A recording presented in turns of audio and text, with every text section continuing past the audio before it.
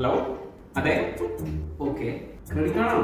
നിങ്ങൾ എല്ലാ ദിവസവും ഉച്ചയ്ക്ക് തന്നെ വിളിക്കുന്നുണ്ടല്ലോ. എന്റെ അമ്മ ഇങ്ങനെ വിളിക്കാറില്ല. ക്രെഡിറ്റ് കാർഡ് വേണ്ട, വേണ്ട, കാര്യമായിട്ട് എനിക്ക് വേണ്ട. വല്ലാതെ എനിക്കുണ്ട്.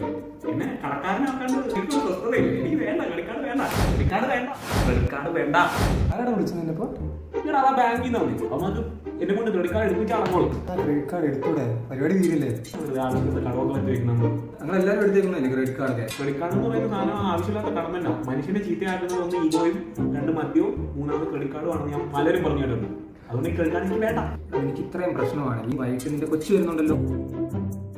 അപ്പോൾ എനിക്കൊന്നും അറിയണമല്ലോ, ഈ മന്ത് എൻഡിൽ സാലറി വരാത്ത സമയത്ത് നിന്റെ കൊച്ചു വരുമ്പോൾ ഫുഡ് കഴിക്കാനോ സിനിമ കാണാനോ ഒക്കെ പോകുന്നതെന്ന് പറയുന്നുണ്ടല്ലോ.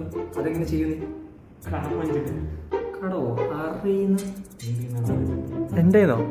എന്റെ കയ്യിലുള്ള പൈസ ക്രെഡിറ്റ് കാർഡ് ക്രെഡിറ്റ് കാർഡ് ഇല്ലെന്നല്ലേ നീ പറഞ്ഞേ? വേണ്ടെന്നല്ലേ? നിന്റെ ക്രെഡിറ്റ് കാർഡ്